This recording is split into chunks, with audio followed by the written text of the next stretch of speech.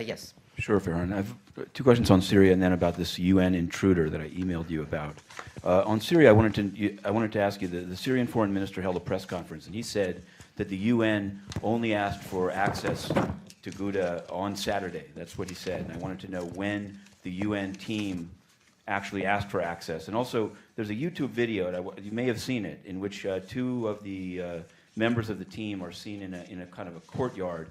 And they say that they're taking samples, but they're uninterested in taking actually parts of the rocket. They say that's not part of their thing. Somebody says, is that because you don't want to carry it in your vehicle? But I've heard you say a couple times here that they wanted as many facts as possible. And so I wanted to know, is that the case? Were they in fact only collecting small samples and not pieces of metal that they found? And where are these samples being kept, in the Four Seasons Hotel or elsewhere? Thank you. I wouldn't have any comment about it, any YouTube video. The basic point is that the team is working hard to have evidence that it can keep and have under a secure chain of custody in accordance with its operational guidelines. Regarding your initial question, I just want to read to you a paragraph from a statement that we put out and gave to all of you on the 22nd of August, which is to say the day after the attack, which says the following. The Secretary General now calls for the mission, presently in Damascus, to be granted permission and access to swiftly investigate the incident which occurred on the morning of the 21st of August 2013. A formal request is being sent by the United Nations to the government of Syria in this regard. He expects to receive a positive response without delay. So that was issued on the 22nd of August, which is last Thursday. No, sure. I mean, as the Secretary General himself sometimes says, there's public statements and there's actually receiving it. So I just wonder, can you say when formally, legally, the request to go to Ghouta was made? Well, I just read you that request, right. which is a clear request that was issued on Thursday. Angela Kane was immediately dispatched, and then she arrived in Damascus on Saturday. Right. So she was also stepping forward with that request, but as you see, we made that request on the 22nd of August. The press statement is the request. It's not just a press statement. When we make these things, as the statement makes very clear, a formal request is being sent by the United Nations to the government of Syria in this regard. And it arrived on Saturday in the form of Angela Kane. I just wanted you to respond to that. That's basically a question of semantics. You heard exactly what the formal request is. It went out far and wide on Thursday. Angela Kane was conveying this, and she did arrive on Saturday. Oh. Yes. Yes. Great. Thanks a lot. Now that we've gone at least once beyond Syria, I wanted to ask you about something I sent you an email about and wrote a story on, which is the a supposed intruder entering the UN yesterday by this guard post by the satellite dish, and how I wanted to know how.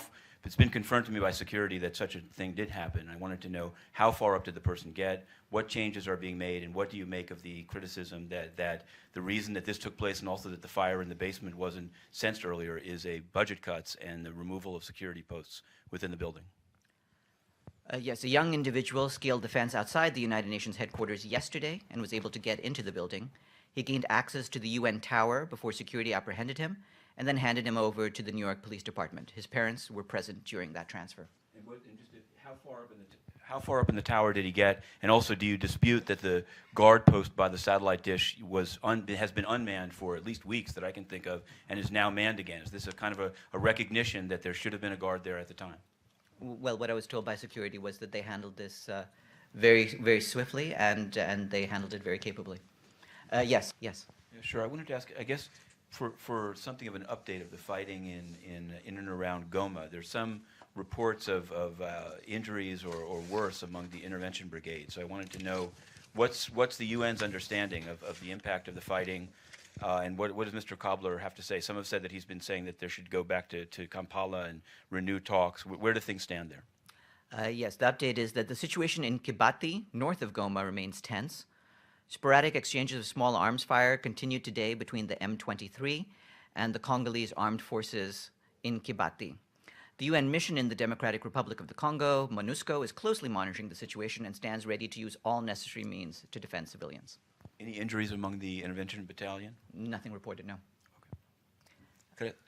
Okay, last one. Okay, it's on the Central African Republic. Same question. What does Mr. Guy and the mission say about the reports of fighting in Bangui, and also the Sudanese general who's indicted by the International Criminal Court is said to be going to the CAR, and many people are speaking about, and I'm wondering, since there's an actual UN mission in CAR, is there any comment on the propriety of him being hosted in Central African Republic?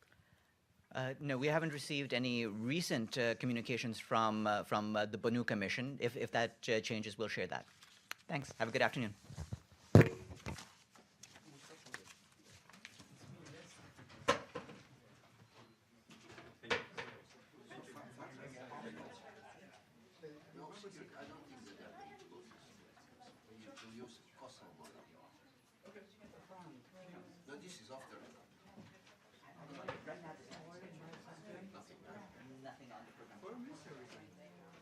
Brazilian.